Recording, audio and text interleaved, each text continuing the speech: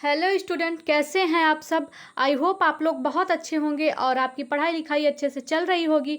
तो बताइए आप लोग, आपकी पढ़ाई लिखाई कैसी चल रही है।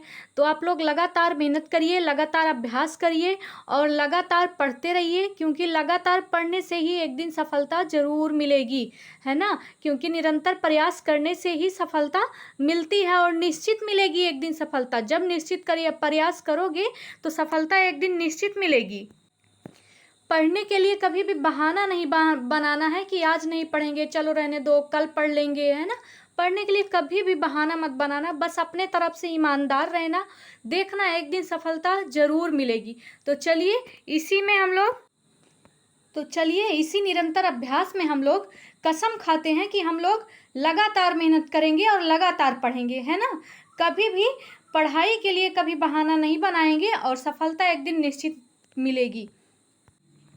तो चलिए इसी में निरंतर अभ्यास में हम लोग स्टार्ट करते हैं। आज का पहला प्रश्न क्या है। रेशम की खेती उत्पादन जिसे कहते हैं, उत्पाद करना या खेती करना को कहते हैं। ए है पीसी कल्चर कहते हैं, और बी है सिल्वर कल्चर कहते हैं, और सी है, यहाँ पे थोड़ा सा मिस्टेक हो गया है, तो यहाँ पे सी होना चाहिए था, बी हो गया है, बी 2 बार हो गया है, तो कोई बात नहीं है। तो सी है सेरीकल्चर और डी है उपरयुक्त में से कोई नहीं, है ना। तो बताइए आप लोग इसमें क्या सही होगा। और एक एक क्वेश्चन मैं चुन चुन के लाई हूँ, मोस्ट इम्पॉर्टेंट क्वेश्चन सीरीज की मोस्ट इम्पॉर्टेंट क्वेश्चन है, जो आपके लिए बेहद महत्वपूर्ण है ना। आपके लिए बेहद महत्वपूर्ण सीरीज है ये, तो बेहद महत्वपूर्ण क्वेश्चन। इससे चूक गए ना तो समझो नौकरी से चूक गए। बहुत इंपॉर्टेंट क्वेश्चन है। बताइए आप लोग क्या आंसर होगा। रेशम की खेती उत्पादन को कहते हैं, क्या कहते हैं। तो इसका राइट आंसर क्या होगा, सेरीकल्चर कहते हैं। रेशम की खेती को सेरीकल्चर कहा जाता है। तो फर्स्ट का राइट आंसर होगा ऑप्शन नंबर सी, है ना। यहाँ पे बना लेंगे ऑप्शन नंबर सी। तो चलिए इसी के साथ बढ़ते हम लोग नेक्स्ट क्वेश्चन देख लेते हैं, क्या पूछा जा रहा है नेक्स्ट क्वेश्चन में। चलिए नेक्स्ट क्वेश्चन कह रहा है, फिलामेंट कोर्स डुपियन नोइल किसके प्रकार हैं। क्वेश्चन देख रहे हैं आप लोग कैसे कैसे क्वेश्चन है, इंपॉर्टेंट क्वेश्चन है, सारे के सारे मोस्ट इंपॉर्टेंट क्वेश्चन। जाग जाओ आप लोग, जाग जाओ और पढ़ाई अच्छे से कर लो। फिलामेंट क्वेश्चन देखिए, फिलामेंट कोर्स डुपियन नोइल किसके प्रकार हैं। ऑप्शन देखिए, ए है कॉटन, बी है लिलन, और सी है ऊन, और डी है रेशम। तो इसका क्या आंसर होगा, फिलामेंट कोर्स डुपियन नोइल किसके प्रकार हैं। इसका राइट आंसर क्या होगा बताइए आप लोग।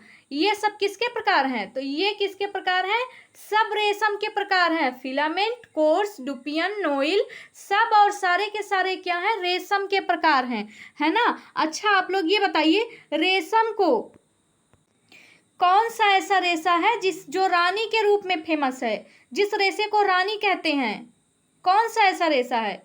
तो वो रेशम का रेशा है। रेशम का रेशा जो होता है, रेशम अपनी अलौकिक चमक, जो उसकी सुंदरता होती है, अलौकिक होती है ना। अलौकिक सुंदरता होती है, अद्वितीय सुंदरता होती है, उसमें आकर्षक होता है, कोमलता होता है, मजबूती भी होती है, दृढ़ता भी होती है, और लोच सुंदरता भरी होती है उसके अंदर। किसके अंदर, रेशम के अंदर।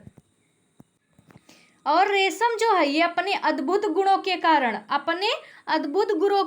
कारण क्या है, विश्व भर में फेमस है। रेशम अपने अद्भुत गुणों के कारण विश्व भर में फेमस है। इसकी जो है, इसकी ये इतना सुंदर ही होता है, अलौकिक सुंदरता होती है, अद्वितीय सुंदरता होती है, बहुत ही सुंदर, आकर्षक, कोमल, मजबूती, दृढ़ता, लोचमयता, हर चीज इसमें पाया जाता है ना। रेशम को सभी वस्त्रों की रानी कहते हैं। रेशम को क्या कहते हैं, सभी वस्त्रों की रानी कहते हैं।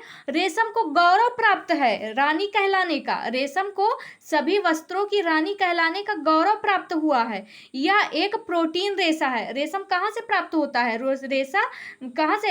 रेशा कैसा है, तो यह प्रोटीन जगत का रेशा है। रेशम जो है यह प्रोटीन जगत का रेशा है, जो रेशम के कीड़े से प्राप्त किया जाता है ना। और रेशम की के कीड़े कैसे बनाते हैं रेशम को, तो शहतूत की पत्तियां खाते हैं, और उनसे जो सेरेसिन नामक गोंद निकलती है ना, उन्हीं से बनता है रेशम। तो रेशम क्या है, रेशम बहुत ही अद्वितीय सुंदरता होती है, आकर्षक, कोमलता, मजबूती, दृढ़ता सब कुछ पाया जाता है रेशम में। तो ठीक है, इससे कितने क्वेश्चन तैयार हुए आप लोगों के बताइए। तो राइट आंसर क्या होगा सेकंड का? सेकंड का राइट आंसर हो जाएगा ऑप्शन नंबर डी, है ना। फिलामेंट, कोर्स, डुपियन, नोइल किसके प्रकार हैं? तो किसके प्रकार हैं? सारे के सारे रेशम के प्रकार हैं। तो राइट आंसर हो जाएगा सेकंड का ऑप्शन नंबर डी। चलिए देखिए नेक्स्ट क्वेश्चन क्या बोल रहा है। नेक्स्ट क्वेश्चन पूछ रहा है सिल्क विज्ञान को क्या कहते हैं। नेक्स्ट क्वेश्चन क्या पूछा जा रहा है, सिल्क विज्ञान को क्या कहते हैं। तो ऑप्शन देख लीजिए, ऑप्शन ए है एग्रीकल्चर कहते हैं, ऑप्शन बी है सेरीकल्चर कहते हैं, ऑप्शन सी है पिस्टल कहते हैं और ऑप्शन डी है कॉलोनी कल्चर कहते हैं। क्वेश्चन देखिए आप लोग ध्यान से देखिए, क्वेश्चन एक ही है लेकिन बस पूछने का तरीका अलग अलग है ना। सिमिलर क्वेश्चन है लेकिन बस पूछने का तरीका अलग अलग है। इसीलिए मैंने एक बार जितनी बार क्वेश्चन है उतनी बार मैंने अलग अलग तरीके से क्वेश्चन लिया हुआ है, क्योंकि क्वेश्चन किसी भी तरीके से फ्रेम हो सकता है। आपके सामने क्वेश्चन किसी भी तरीके से फ्रेम होके आ सकता है ना, इसलिए हर तरीके पढ़ना जरूरी है। क्वेश्चन देखिए आप लोग, आंसर बताइए क्या आंसर होगा इसका। सिल्क विज्ञान को क्या कहते हैं? सिल्क विज्ञान को सेरीकल्चर कहते हैं। राइट आंसर क्या होगा? सेरीकल्चर कहते हैं। रेशम, अच्छा रेशम जो होता है उत्पादन की क्या होती है? पहली प्रक्रिया होती है जिसमें रेशे के कीड़ों को पाला जाता है। सेरीकल्चर के लिए क्या किया जाता है? सेरीकल्चर के लिए रेशम कैसे प्राप्त होता है? पहले उनके कीड़ों को पाला जाता है। रेशम के कीड़े का जीवन काल आपको पता है कितना होता है? रेशम के कीड़े का जीवन काल 2 माह का होता है ना। नोट कर लीजिए आप लोग, रेशम के कीड़े का जीवन काल जो होता है 2 माह का होता है और उसी 2 माह में वो 4 अवस्थाओं से होकर गुजरता है। रेशम के कीड़े का जीवन काल 2 माह होता है और उसी 2 माह में वो क्या होता है? 4 अवस्थाओं से होकर गुजरता है। 4 अवस्थाएं उनकी कौन कौन सी हैं? एक है अंडा, दूसरा है लार्वा, तीसरा है प्यूपा, है ना, और चौथा है कीड़ा। तो पहली कौन सी अवस्था है? अंडा। पहली अवस्था है अंडा, दूसरी है लार्वा और तीसरी है प्यूपा और चौथी है कीड़ा, है ना। पहली अवस्था, 4 अवस्थाएं कौन कौन सी हैं? अंडा, लार्वा, प्यूपा, कीड़ा। इसको आप लोग नोट कर सकते हैं, अंडा, लार्वा, प्यूपा, कीड़ा। रेशम का कीड़ा 4 अवस्थाओं से होकर गुजरता है, अंडा, लार्वा, प्यूपा, कीड़ा, ठीक है। और रेशम के कीड़े का उत्पादन 2 मुख्य कार्यों के लिए किया जाता है। रेशम जो होता है 2 मुख्य कार्यों के लिए उसका उत्पादन किया जाता है रेशम के कीड़े का। पहला क्या है? आगामी फसल प्राप्त करने हेतु, है ना, कीड़े को तैयार किया जाता है और दूसरा रेशम की प्राप्ति हेतु। एक तो फसल प्राप्त करने के लिए और दूसरा क्या होता है? रेशम की प्राप्ति के लिए। रेशम की प्राप्ति के लिए दो तरीके यानी कि 2 मुख्य कार्यों के लिए इसका इस्तेमाल किया जाता है, ठीक है। तो इसका राइट आंसर क्या होगा? सिल्क विज्ञान को क्या कहते हैं? राइट आंसर हो जाएगा sericulture, option number B right हो जाएगा। चलिए चलते हैं आगे नेक्स्ट की ओर। चलिए नेक्स्ट क्वेश्चन देखिए, प्रोटीन जो कच्चे रेशम में होता है, कौन सी ऐसी प्रोटीन जो कच्चे रेशम में पाई जाती है? ऑप्शन है ए फेरेटिन, या फिर बी है फाइब्रिन, सी है एल्ब्यूमिन और डी है ग्लोब्यूलिन। तो राइट आंसर क्या होगा इसका? ग्लोब्यूलिन जो है मांस की प्रोटीन है ना। ग्लोब्यूलिन मांस की प्रोटीन है और एल्ब्यूलिन जो है अंडे की प्रोटीन है और फाइब्रिन क्या है? तो फाइब्रिन जो होती है कच्चे रेशम में पाई जाती है। तो फाइब्रिन जो है ये कच्चे रेशम की प्रोटीन है। तो इसका राइट आंसर क्या होगा? इसका राइट आंसर हो जाएगा 4 का ऑप्शन नंबर बी। अच्छा आप लोग ये बताइए, रेशम की देवी किसे कहा जाता है? रेशम की देवी किसे कहा जाता है? तो चीन की महारानी सी लिंगची को रेशम की देवी कहा जाता है। चीन की महारानी सी लिंगची को रेशम की देवी कहा जाता है और रेशम जो है चीन को सिल्क का जन्मदाता कहा जाता है। रेशम का जन्मदाता कौन है? तो चीन को सिल्क का यानी चीन को रेशम का जन्मदाता कहा जाता है, ठीक है। और रेशम जो है जानतर रेशा है, जानतर रेशा भी कहते हैं, प्राणिज रेशा भी कहते हैं, प्रोटीनिक रेशा भी कहते हैं। और रेशम के पालन को क्या कहते हैं, तो वो सेरीकल्चर कहा जाता है। तो 4 का राइट आंसर हो जाएगा ऑप्शन नंबर बी। देखिए नेक्स्ट क्वेश्चन कह रहा है आपसे, रेशम कीट के कपड़े पर कौन सी विशेष परिसज्जा उपयोग की जाती है। रेशम के कपड़ों पे कौन सी परिसज्जा की जाती है, तो कौन सी परिसज्जा की जाती है। क्वेश्चन देख रहे हैं आप लोग, मोस्ट इंपॉर्टेंट क्वेश्चन नोट करके लिख लीजिए कहीं आप लोग, मोस्ट इंपॉर्टेंट पेपर में आने वाले क्वेश्चन। रेशम के कपड़े पर कौन सी विशेष परिसज्जा की जाती है, रेशम के कपड़े पे कौन सी विशेष परिसज्जा की जाती है। तो इसका राइट आंसर क्या होगा, बताइए आप लोग, राइट आंसर क्या होगा इसका, कौन सी परिसज्जा की जाती है। तो इसका राइट आंसर हो जाएगा ऑप्शन नंबर बी, वेटिंग परिसज्जा की जाती है ना। रेशम के कपड़ों पे वेटिंग परिसज्जा की जाती है। कौन सी परिसज्जा की जाती है, तो वेटिंग परिसज्जा की जाती है। और क्या होता है, जो ये होता है अभी बताया ना मैंने, रेशम के कीड़े का जीवन काल कितना होता है, 2 माह। और अगर 2 माह नहीं दिया गया है तो दिन के हिसाब से तो 60 दिन है ना, या फिर 2 माह, या आप कह सकते हैं 60 दिन का होता है। और रेशम का कीड़ा कितनी अवस्थाओं से होके गुजरता है, तो 4 अवस्थाओं से। कौन कौन से, अंडा, लार्वा, प्यूपा, कीड़ा। अंडा, लार्वा, प्यूपा, कीड़ा, ये एकदम आपको रटा होना चाहिए, ज़बान पे एकदम रटी होनी चाहिए, अंडा, लार्वा, प्यूपा, कीड़ा, है ना। प्राकृतिक जगत से प्राप्त मजबूत रेशा है, इसको बोलते हैं प्राकृतिक जगत से भी प्राप्त रेशा, है ना। जानता जगत से भी प्राप्त रेशा, प्राणिज रेशा, प्रोटीनिक रेशा, सेरीकल्चर, इसके पालन को सेरीकल्चर कहा जाता है।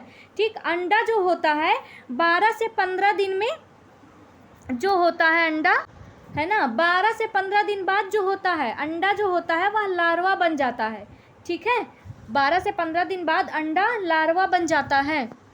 और ये भी क्वेश्चन पूछा जाता है कि रेशम प्राप्त किस अवस्था में किया जाता है, तो रेशम प्राप्त करने के लिए कोकून को प्यूपा की अवस्था में ही मार दिया जाता है। अंडा, लार्वा, प्यूपा अवस्था में, यानी कि तीसरी जब अवस्था होती है उसी तीसरी अवस्था में मार दिया जाता है। कीड़ा बनने से पहले, अगर वो कीड़ा बन जाएगा तो रेशम जो होगा ऊपर ही लपेटा रहता है ना अपने, तो रेशम वो फट जाएगा, जिससे वो बेकार हो जाएगा। तो कीड़ा बन जाएगा तो उसका कोई मतलब नहीं है।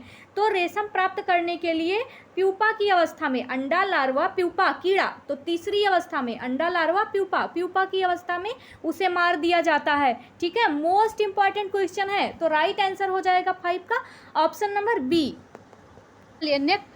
चलिए देखते हैं नेक्स्ट क्वेश्चन पूछ रहा है आपसे, क्या कह रहा है, रेशमी कपड़ों पर लगे धब्बे को छुड़ाया जा सकता है।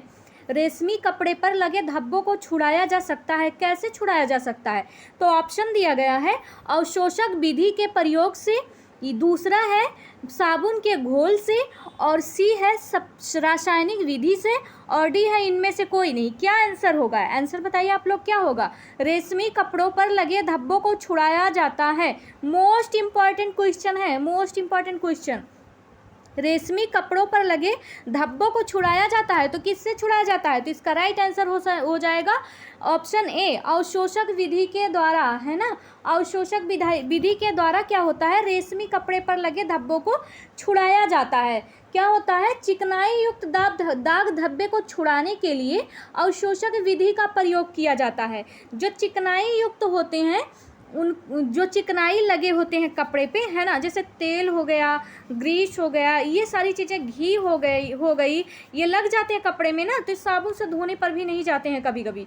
तो क्या होता है, इसे अवशोषक विधि द्वारा छुड़ाया जाता है। अवशोषक विधि में क्या क्या आते हैं, जैसे बेसन हो गया, चोकर हो गया, आटा हो गया, और फ्रेंच चाक हो गया, मुल्तानी मिट्टी हो गई, नमक हो गया, ब्रेड का चूरा हो गया, और टेल्कम पाउडर। ये सारे चीज़ें एक बार आप लोग फिर से सुन लीजिए, बेसन, चोकर, आटा, फ्रेंच चॉक, मुल्तानी मिट्टी, नमक, ब्रेड और चूरा, और टेल्कम पाउडर, ब्रेड का चूरा और टेल्कम पाउडर। इन सारी चीज़ों से क्या होता है, जो चिकने दाग होते हैं, तेल के दाग होते हैं, उनको रेशमी कपड़े पे, खासकर रेशमी कपड़ों से हटाया जाता है। तो किससे हटाया जाता है, राइट आंसर क्या होगा शिक्षिका, अवशोषक विधि के द्वारा हटाया जाता है। ठीक है, चलिए देखते हैं नेक्स्ट क्वेश्चन। चलिए नेक्स्ट क्वेश्चन क्या कह रहा है, रेशम के कीड़े की सबसे निष्क्रिय अवस्था क्या है ना। रेशम के कीड़े की सबसे निष्क्रिय अवस्था क्या है, तो बताइए, ऑप्शन है प्यूपा है, बी है लार्वा है, और सी है काकून है, और डी है कीड़ा है। तो राइट आंसर क्या होगा इसका?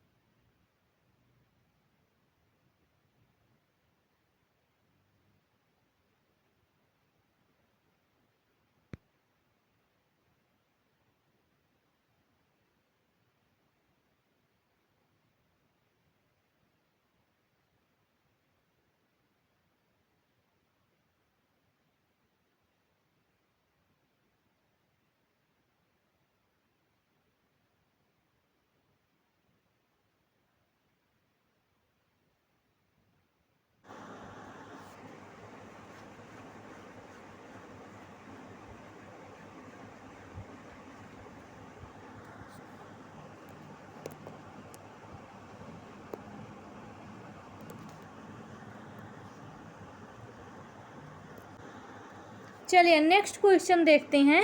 22 नंबर का क्वेश्चन है, रेशम के कपड़े पर किस विशेष परिसज्जा को किया जाता है? कौन सी परिसज्जा है जो रेशम के कपड़े पे की जाती है? तो ऑप्शन देख लेते हैं। कार्बोनाइजिंग है, बी है वेटिंग है, या फिर सी है सैनफोराइजिंग है, और डी है टेंटरिंग है।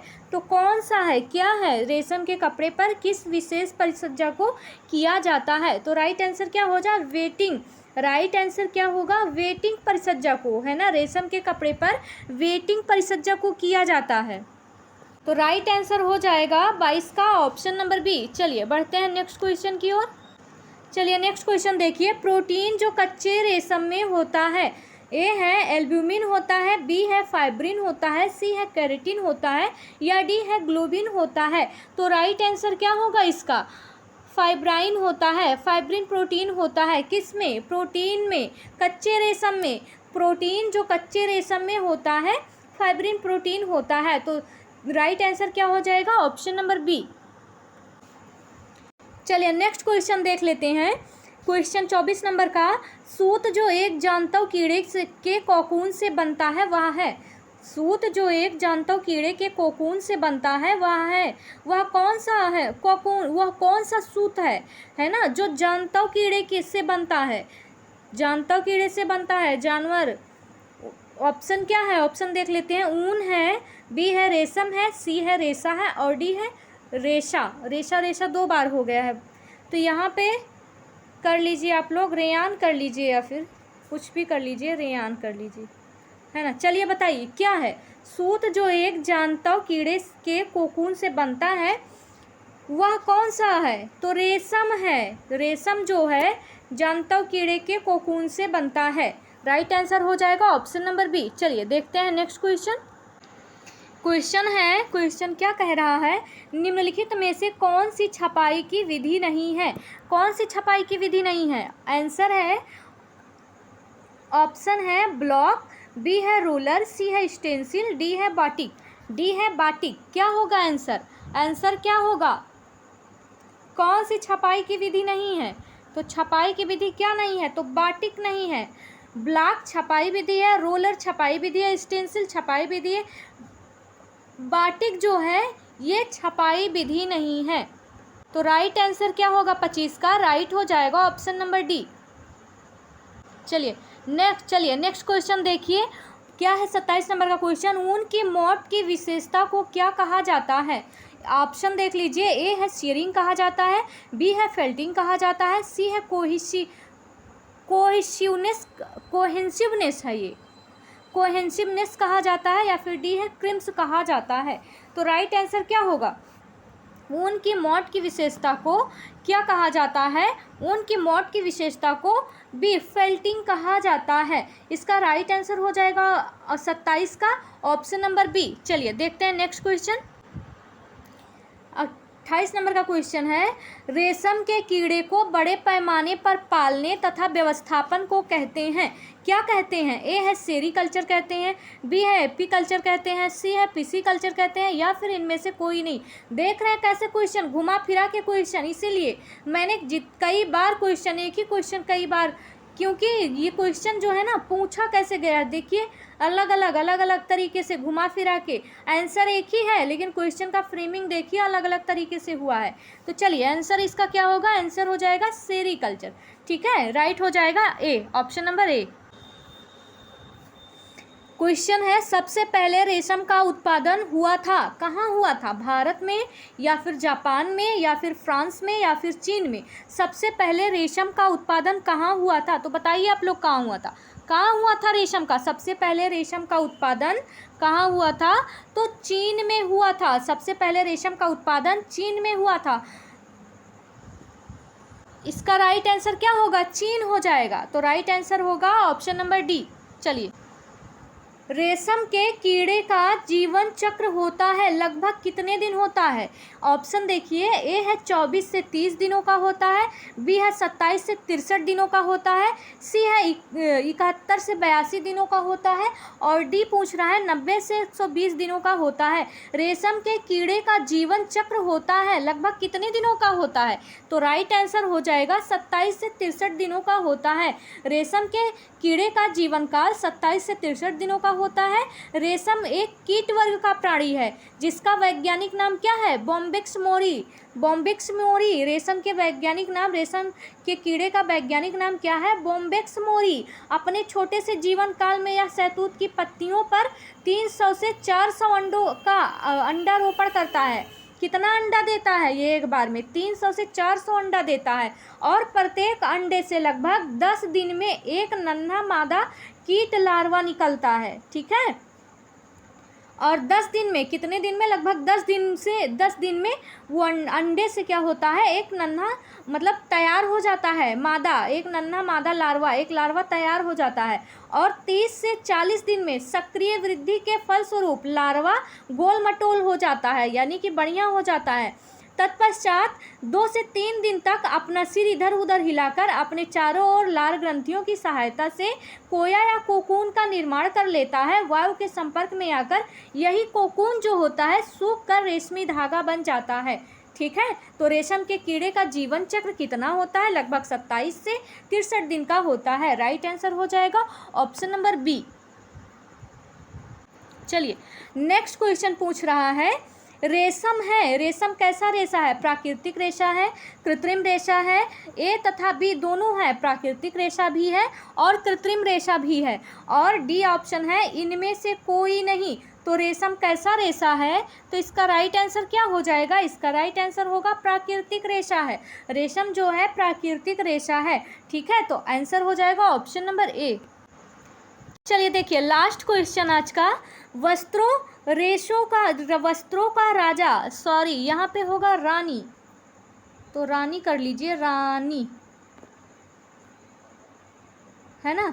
वस्त्रों की रानी किसे कहा जाता है? आप लोग बताइए, वस्त्रों की रानी किसे कहा जाता है? कितनी बार बताया क्वेश्चन में ना।